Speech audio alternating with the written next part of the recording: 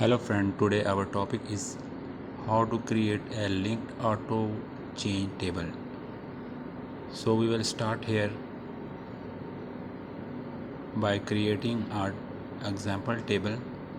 We will create here a short table for example.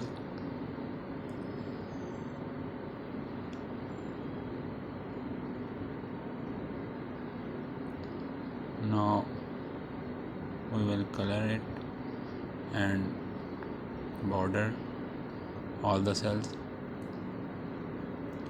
Now we will copy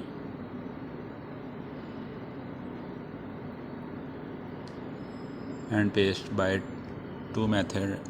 Either we will right click and go to paste special.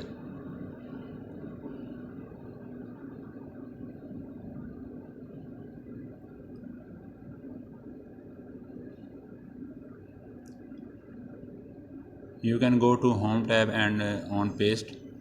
Here the last one option is linked picture. You can click here and you will see here the same table is created. Now you can change its design, color and format in color tab. And here when we will change the value of any previous created table, the picture table will also show the same value. Please subscribe the channel if you like this video.